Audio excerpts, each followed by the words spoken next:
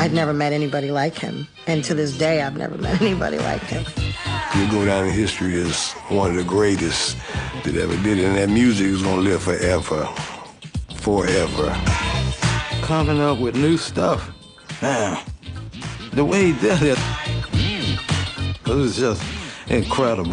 If you listen to P-Funk, you were headed towards what time it is. He's got to be a chosen one, because only a chosen one can do something that can touch so many people all over the world. He was the one on stage that blew your mind. Man, this guy's crazy, you know, but in a good way. He's an artist and an inventor and a legend and a pioneer. He's more than a genius. He's a gift of life. What? Say it again.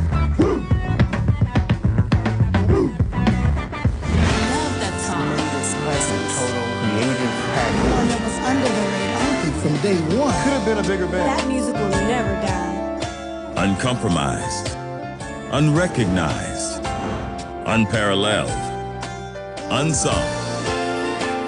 The story of George Clinton.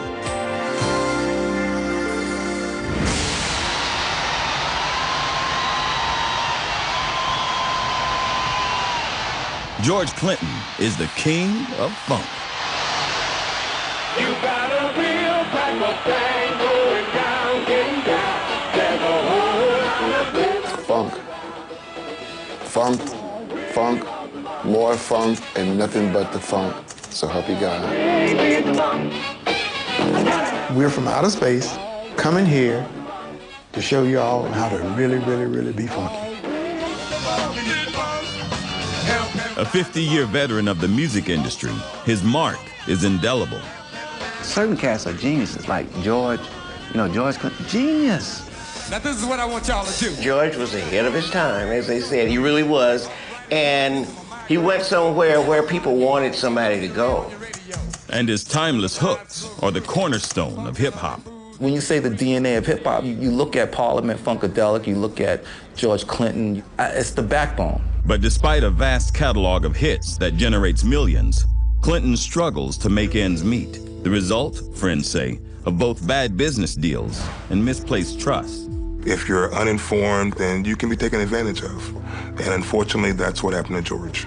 We're generating wealth that he does not have access to. And so he fights continuously, every day. He doesn't get any money for his songs. But we're talking well into the, if I say tens of millions, that's not enough. It's a really sad case. It involves a lot of businessmen. And when you get that combination, something bad's gonna happen, and something bad did happen to George. But the atomic dog is dauntless and grinds out a living with relentless touring. He might not have no money, but he got a good head on his shoulder. You know, he still forges forward in adversity. His whole theory has been peaks and valleys all the way through. He said, without no humps, there's no getting over it.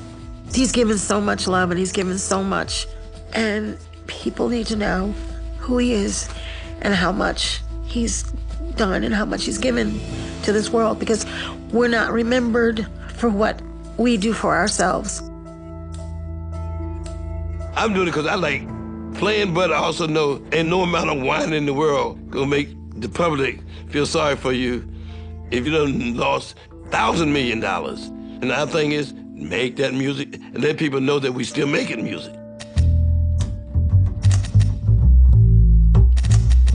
George Edward Clinton Jr., a.k.a. the Atomic Dog, a.k.a. Star Child, began his terrestrial life on July 22nd, 1941, in Kannapolis, North Carolina. Born in North Carolina, raised in Newark, New Jersey, and eventually moved about 20 miles out to Plainfield. My barbershop was there, so that's where we was at, between Newark and Plainfield. My father sung in the church. I sung on the corners, going to parties, singing doo-wop against other groups. And George was never shy. Newark and nearby Plainfield host large African-American communities, They grew significantly after World War II, a stone's throw from New York City and a world apart. They used to have my barbershop here. See, yeah, my Silk brother. Palace, yeah. The Silk Palace. Silk Palace, yeah. Yeah. But in the barbershop, it was clean. This was a safe haven for people to duck all the that was right out here. And Plainfield was kind of twisted, you know, it was drug infested. If you go to Plainfield on the south side, you in Newark, you know, for drinking the wine, fighting, crime, and stuff like that, you know what I mean? The barbershop, long since demolished, was George's first job, putting him at the center of Plainfield's street life. We started doing celebrities here. Everybody came through there. From James Moody, Jackie Wilson, Tommy Hunt. The barbershop was pretty popular around New Jersey. I was the main one that did hair, you know, and so I was making a lot of money out here. So, let's say when Ronnie was helping, I was able to do 3 times as much hair as anybody else. I come here and have 20 heads greased. I had $100 made before I even started to work. The hipsters, they all had to get their hair done. They all wanted to look cool and be cool and do the cool thing, which at that time in the 50s was to do some doo-wop singing. The hair was key to the music. You know, you could stay in the barbershop after hours and that's where you got that barbershop harmony from. We came up like in singing on the corners, doo-wop groups singing against each other, you understand? Only 16, George started his own doo-wop group. They called themselves the Parliaments. It was either cars or cigarettes. You know, Bel Airs, you know, or the Parliaments or the Chesterfields. I had joined the group in around 56, 55, 56. Parliament, actually, there was a local yokel group at the time. You just sing with who was around you. Some of them couldn't sing. You know, I was one that couldn't. Take a bunch of ragtag people from just that corner, and that corner, and that corner, and that corner. Got a lot of dudes that's been in prison. In the early 60s, George finalized his lineup with Grady Thomas, Calvin Simon, Clarence Fuzzy Haskins, and Ray Davis. He shrewdly recognized that his heroes for success wrote their own songs. Best way to do it is keep a job in the record business is try to write a song for somebody. Frankie Lyman was a songwriter. Smokey Robinson is one that really made me want to be one. Curtis Mayfield inspired me. George wrote songs and plugged them tirelessly, knocking on doors at the Brill Building in New York, in those days, the epicenter of the music business. By going back and forth to New York, you start running into people that became really famous. Carole King, Gary Goffin. I was in the Brill Building. And I was traveling back and forth between Plainfield, New York, and Detroit as a songwriter. George was very aggressive, you understand? He takes the stage very serious. With only his barbershop earnings to support his musical dreams, George says he stumbled onto a scheme to pay for his studio time. We bought about $1,200,000 worth of counterfeit money for some kids on the road. A couple of white kids came to the hood and didn't know what to do with it. They were scared. Somebody must have been after them. And I would do sessions in New York. I mean, with the finest of musicians. But I tell them, you have to catch it, break it yourself. As the 60s wore on, styles began to loosen from the polished doo-wop era. The Parliaments, meanwhile, still labored in obscurity, with George unable to pen a hit. In 1967, that changed with his song, Testify.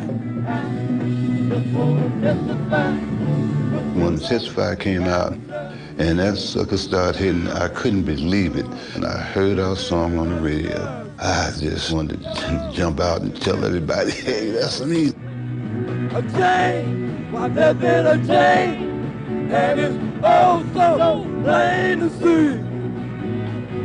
Love just walking on me,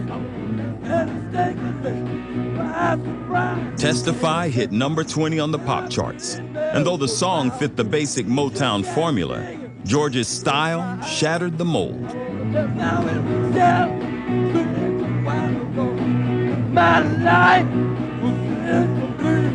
Next thing I knew, we were looking wild and crazy. Who are these guys? Hey, y'all sing. I just got to testify. There's a standard formula for black R&B success. That's the way you work your way up, with a polished act and make your way to American Bandstand. But everything started to turn around.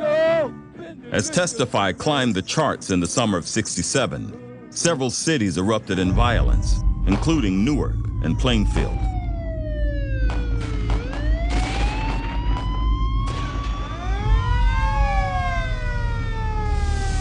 The media called them race riots, but Clinton saw something different. And it wasn't no race riot the way we looked at it. And they keep you defining it by a color when basically it's defined about the have and have-nots. We always thought of it as everybody together, and if we don't, we're part of that. When we say they, we're part of the they. 60s upheaval permeated society and culture. For George Clinton, it instilled the desire to smash every preconception. We're gonna say we can't get the mothership in here tonight. The sound started to turn around. The community started to redefine its goals. He said, I'm sick of the temptation. He said, I'm getting ready to get into the funk. It's just me and the boys. Did well. I wanna let you go. By the late 60s, George Clinton had put his name on the map with his hit Testify. But with the pop market already saturated by groups copying the Motown sound, his musical future seemed limited. We went to Detroit to sell out, try to get with Motown, but we were too much like the Temptations. They were attempts at the Motown sound, songs like I Want to Testify, but they couldn't follow the norm of the Temptations or the Pips or that the regimented thing. We was bad, but everybody had done all these things. So we had to come up with something different. That's where we started getting the musicians from the group. Billy Nelson, Eddie Hazel, Tal Ross, Glenn Goins. All of them came from Plainfield. As he shaped the sound of his new band, Clinton looked to innovators such as Jimi Hendrix and Sly Stone, who were combining black R&B with psychedelic rock. Sly Stone became like the bridge between Motown and the psychedelic world. Billy Bass Nelson suggested a new name to go along with the new sound, Funkadelic. That's when the underground fans started becoming prevalent. You know, the hippie crowd or the college crowd. Hippies was happening. Okay, so they found it easier to adapt to the hippie culture and the underground culture.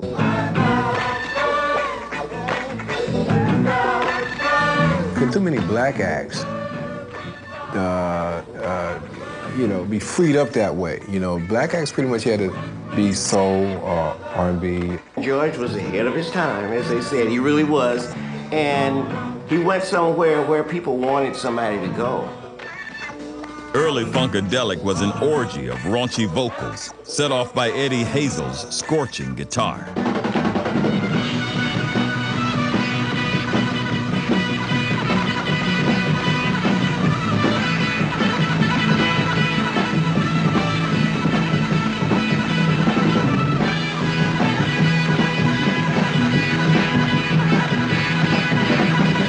I bought him a guitar and gave him some Jimi Hendrix records. You don't drink what I drink. You don't smoke what I smoke. We was able to switch it up to psychedelic and take off, have our own sound. the early Funkadelic music, that was some scary stuff.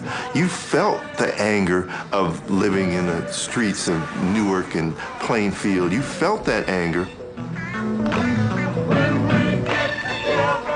We went into what we call funk, and I said, I'm gonna make that the mid-tempo music, not the fast rock and roll R&B, and not the slow blues. It was that New Orleans style.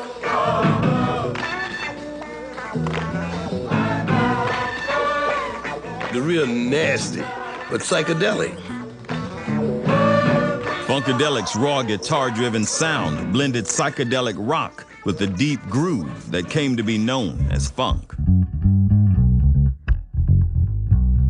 I think the only thing we did was that we promoted the word funk, even when it wasn't the hottest thing around. Funk was a bad word. It was profanity. Literally. I mean, you couldn't say it on the radio, TV. With Funkadelic established, George decided one group was not enough. So he began to work up new material to record under his original band name, The Parliament, which he now just called Parliament. With less guitar and more horns, their sound was pure funk. We call it funk, and you say P-funk, but I mean it's pure.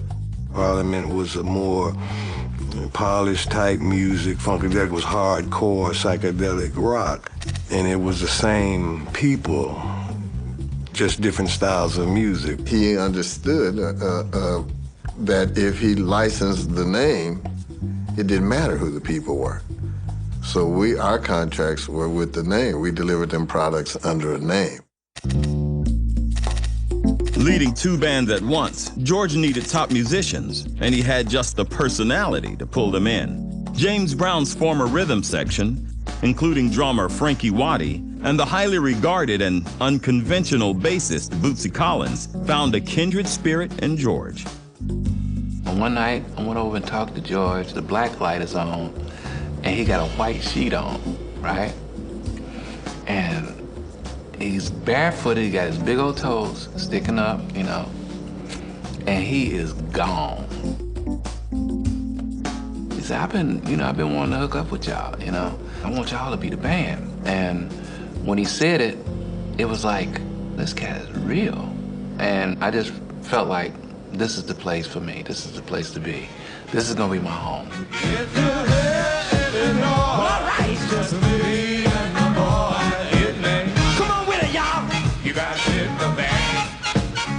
Parliament combined the Godfather's tight grooves with Clinton's free-flowing style. James had that, attention, he had that thing going on.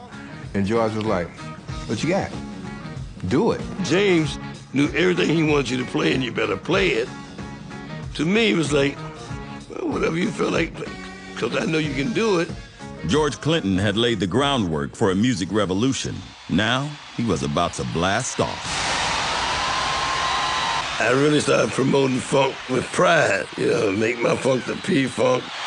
I'm gonna move far beyond where other people think I'm supposed to go. I got a spaceship here.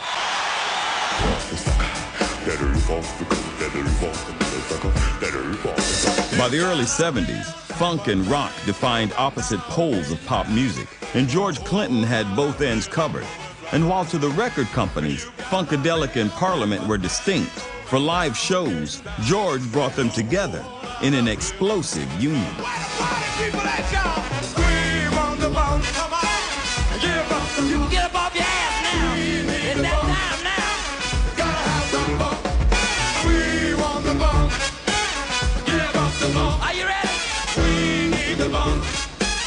Parliament was next level R&B.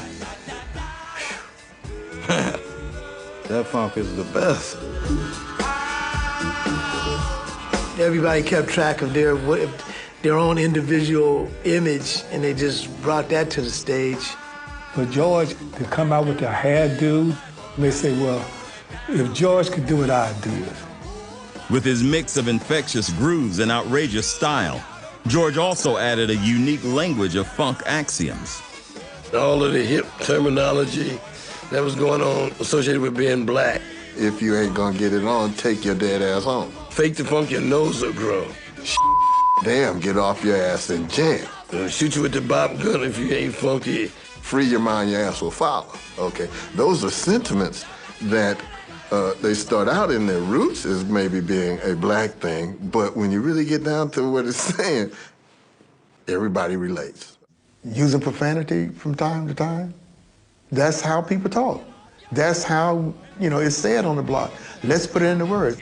It's silly, but he's also saying, you need to transcend the situation. You don't always see it because you're too busy dancing, but he's got, a bigger picture of what, black liberation really is. Through the 70s, Clinton put out albums at an astonishing rate, 19 between his two groups. I mean, we went in the studio every day, all day long, all day and all night long, 3-4 days at a time. The album covers helped expand the mythology Clinton created around himself and his group, styling them as black superheroes from space. I was already proud of being black, but I've always felt that the group that did music that was somehow from somewhere else. He said, people get old and die. Characters live forever. I want to be a character. George Clinton was an Afrofuturist. He was saying, Sly wanted to take you higher. Well, I'll take you higher. I got a spaceship here. I'll take you higher.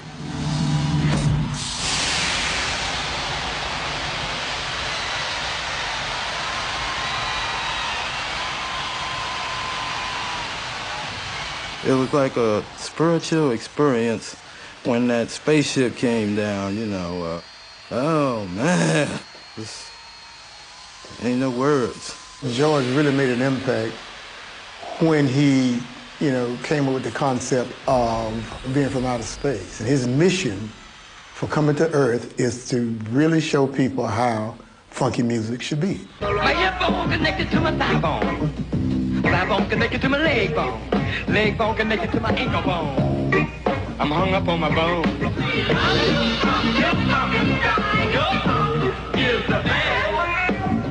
So we were going to put some pimps in outer space. Here goes some in outer space.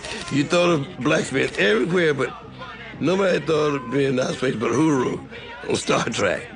When George spoke of beings from outer space, he says it came from firsthand experience. Aliens, hit him up with a bolt of mercury. Bootsy was in the car with him too. Oh yeah, that's for real. We was on our way fishing in Bimini, just across the border. So with no chance of being high, they said we just come across the border. And we saw light. Clinton's visions were often propelled by alien substances too. I did drugs.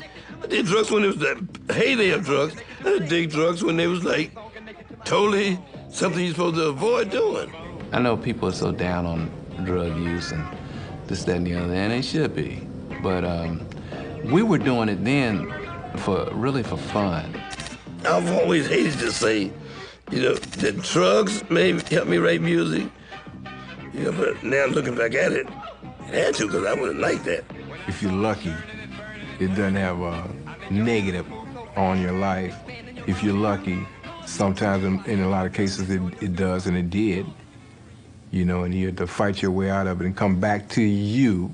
Yeah, you ain't gonna do all them crazy things unless you lit up like that. If we sitting in here, we all smoking and getting high and everything, we got the most stupidest conversation in the world. You know what I'm saying? Clinton's cosmology struck a chord. Beginning with Mothership Connection in 1975, Parliament albums regularly sold platinum, while their shows united black and white fans in musical rapture. It was magical because he could make them do anything. And he had complete control. And I used to love when he would go out in the audience and just really be a part of them. And that's, the fans are very loyal to him, and I think that's one of the reasons. When they say the sky's the limit, there is no sky, Just go as far as you can go, and that feeling is just incredible. And that's what I liked about George. Life ain't nothing but a party, which means you don't have to be really, really serious about anything. Why you got to be? Everybody got to wear the same color, the same style. Why? Life is not like that. It's about life. You know, each individual may have his own thing, or to each his own. And that's what George embraced. You know, we wanted to play music. We wanted to make records. We wanted to entertain. We wanted to have fun, because that was our life. George wasn't going to get the Grammy Awards. He wasn't going to get the pop notoriety, but George was pretty solid in the late 70s as the P-Funk was the king of black music.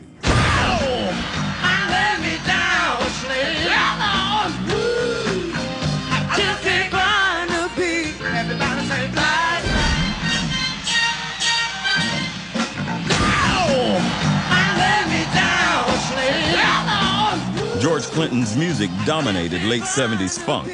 Parliament and Funkadelic placed 4 #1 hits on the R&B charts in 2 years' time, including one song that lit up the show. Everybody say, flashlight. What you say? Flashlight.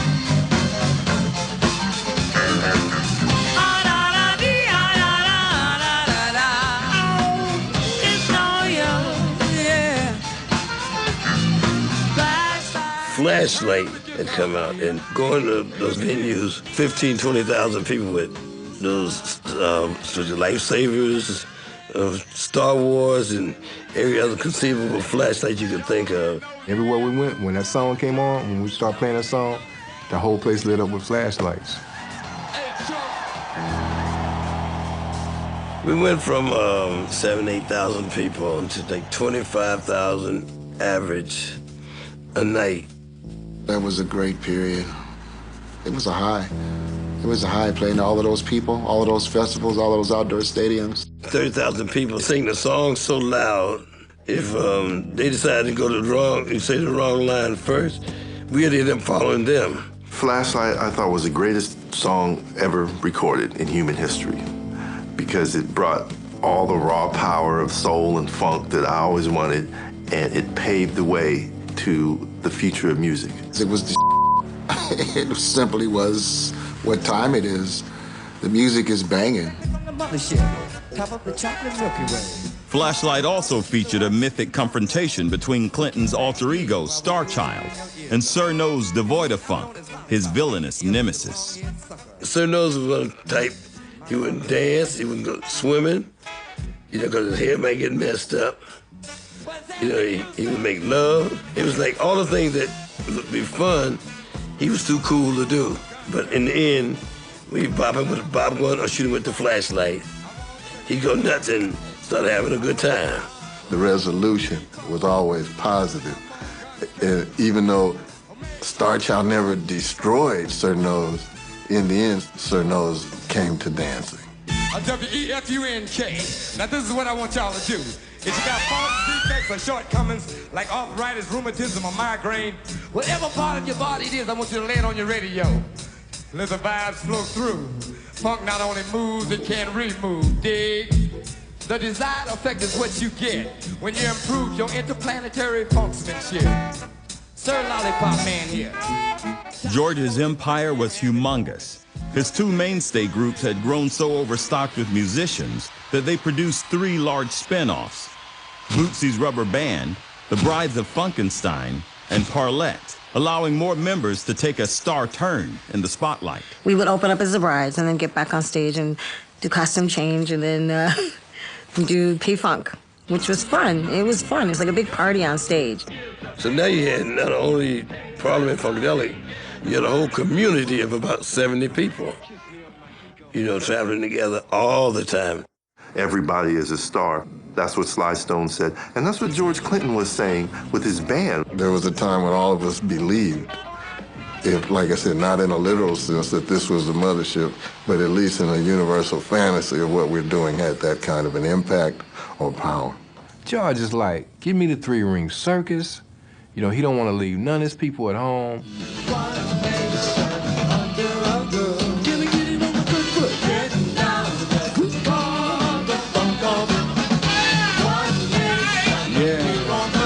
Keep it right there.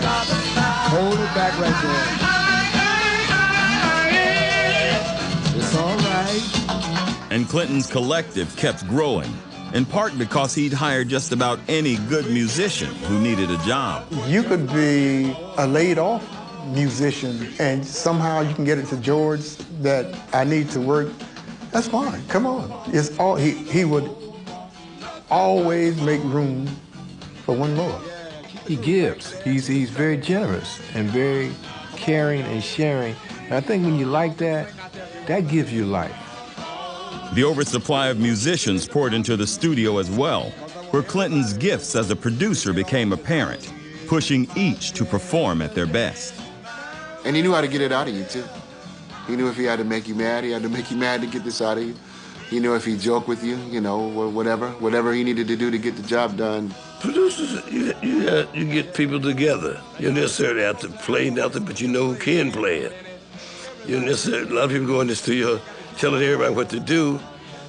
I pick them so they can do what they do. Everybody was pretty much welcome and like to express himself, like hang out at the studios and put different things on the tracks. The problem was that little attention was paid to who wrote what, and often musicians would contribute to the writing of a song, only to find their names absent from the credits and the royalties. I wrote, let's see, Atomic Dog, Flashlight, One Nation Under Groove. I wrote some of the biggest hits by just sitting there playing and people walk by and hear it. Then the next thing you know, I hear it, you know, on a record. And we didn't really get the credit that I needed for it, but I have my own issues with names being taken off of something and put on something else, whatever it is. Everybody could see and smell money, and everybody wanted the money. But it, I guess, in a sense, divided some of us. At one point, we were supposed to be equal partners in business, and next thing I know, we weren't equal partners. We were working for George. And eventually, that separated us. To see that I know I hated it, to see band members that I liked fighting. So we try to keep all that away from the fans. The original Parliaments parted with George en masse in 1977, the first cracks in the P-Funk empire. But Clinton himself was on the verge of both his greatest success and his greatest catastrophe. George has been a victim of scrupulous lawyers and ill-informed judges. The problem occurs when the people that you entrust are not trustworthy people.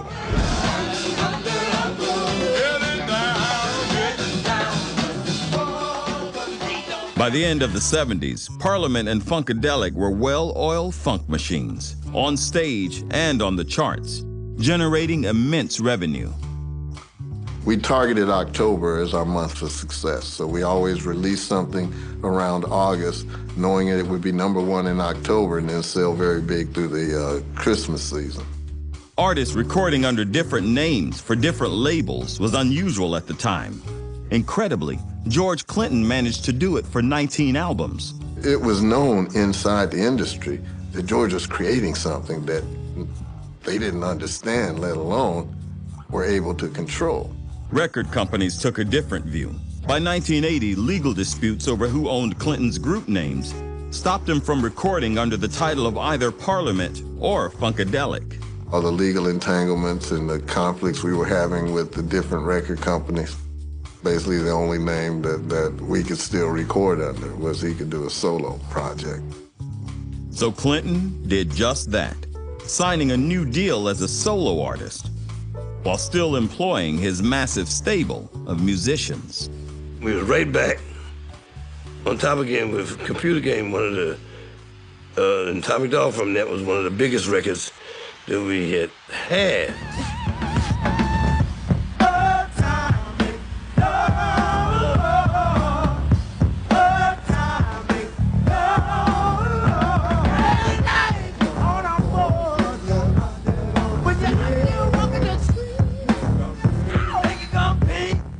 George Clinton is always light years in time ahead of his time. That song could be released today and be a #1 hit. In April of 1983, Atomic Dog knocked Michael Jackson's Billie Jean off the top of the R&B charts. Atomic Dog was the song that you heard in every car. You would hear Atomic Dog rolling up and down the street. Among its fans were the pioneers of hip-hop, who'd grown up with their parents' P-Funk records and were now sampling those sounds to create their own. You look at Parliament Funkadelic, you look at George Clinton, it's the backbone. It took rock and roll and, and funk and blues and also experimental. Yeah, it's a clone. You make clones out of it. Little pieces of this, put it into, mix it with that. And hip-hop is just that. Funk is the DNA for hip-hop. George has been sampled to this date over 1,100 times. And in those were some of your biggest hip-hop records, Dr. Dre's, MC Hammer, all the Ice Cube stuff, Digital Underground, X-Clan, Me, Myself, and I, De La Soul, just these huge records. The publishing revenue generated by those records should have made George Clinton a very rich man. If I had to guess what the estimated value would be on George's body of work, it would be well into the hundreds of millions of dollars. Those guys became famous from sampling our music. We love them. They love us. We don't have a problem with that.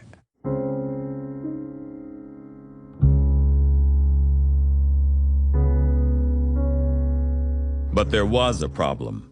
Beginning in the early 70s, Clinton had maintained a business relationship with Arman Balladian, the owner of Funkadelic's first label, Westbound.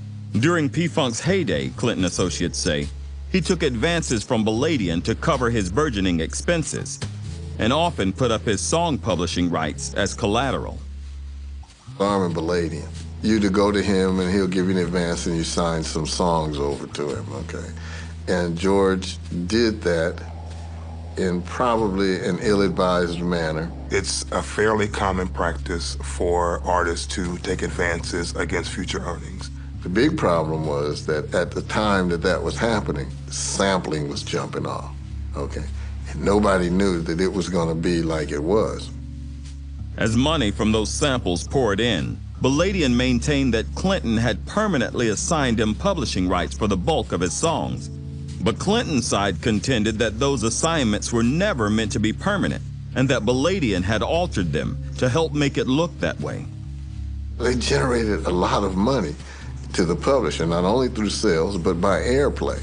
And Arman changed the document that initially said that he would administer publishing to say that George's transferred all of George's publishing to himself. George knew the value of his intellectual property, and he would by no means sign over that property forever to someone else after that's years of his life's work. He would never do that. Unfortunately, you have to prove that in court. In 1999, Clinton's camp took Balladian to court to win back legal ownership of his publishing. But despite the judge's finding that the disputed document seems to have missing paragraphs and is hard to understand, he ultimately ruled that Clinton had signed away his rights, thus permanently granting Balladian the publishing of virtually all Clinton's best-known songs. He was granted a ruling in Arman's favor that George did intend to sign over everything. They said they was representing me. They wasn't representing me. That's the story they told. They wasn't representing me. They used that in the court so it looked like I'm getting paid for it. But it's not the truth. I'm not getting paid for it. Contacted by UNSUNG, a statement by Arman Balladian's legal counsel responds in part, Mr. Clinton has attempted on several occasions to challenge the legality of his assignment of musical compositions to Mr. Balladian and the Balladian entities. In each instance, the court, considering the matter, rejected Mr. Clinton's claims. In short, Mr. Clinton has had many days in court and he has lost. His financial situation is extremely dire. He is approaching 70. He's touring 150, 200 nights out of the year. He loves to tour, he loves to perform, but at this point, it's not because he loves it, it's because it's necessary. Bringing life to an empty shell. I wanna get well, now I know. After 50 years of performing, George Clinton is still tearing it up on stage, even if his grueling tour schedule is due as much to necessity as love. You need something else to challenge you. And I'm waiting for the new one now. I'm waiting for something. People say, that ain't music. Then I know I'm on to something. As for accusations that he squandered his wealth on drugs, George is dismissive. The music is ours, mine, whatever. That ain't got nothing to do with me should be able to get my money or not. And you have to do a whole lot of drugs to waste $150 million. Ain't nobody around that can do that much drugs. So much has been taken away from him, and he's been fighting and paying legal fees. That's where all his money is gone. Working from a small studio in his home base of Tallahassee, Florida, George continues to produce and record, while his supporters work to shed light on his legal ordeal. One of the first things that I would do is launch a PR campaign that would bring awareness to the world of music. I don't need the money to live, but I want the story to be told, because we work all the time. I still say we like working, but we're gonna do that anyway as a dedication to how much we like the music. That's what we bought. We bought the first PA system we had. Clinton's musical family remains loyal as well. Several members of the band have been with Clinton for decades. Richie Rich. Everybody just embraces him and loves him like he's the uncle, you know. He's comfortable, you know, in his own skin. He may have somebody that was in his band and maybe wrote a song for him in 1976 that may need a little help this month. Well, George is going to help that person. For all his trials, the light emanating from the atomic dog has illuminated the music industry for a half-century and continues to shine. The one thing that you have in any roots of the hip-hop is that it's got to have the funk. What George has done was he gave you the unabridged version of, here it is, there's the funk, the sounds are still being used today. The vibration is still being used today. When I first saw George Clinton, I knew he was special. I knew it somehow. I just felt that he was special because anybody have enough nerve to have that kind of concept and then do it. It's special. I would do it all over again the same way if I had to. Because when you inspired to do something and want to be this, you'll go through anything to do it. I enjoy all the music I know in life. So I actually can do that now because I like it. And people can't do nothing but say, why you do that? Because I like it.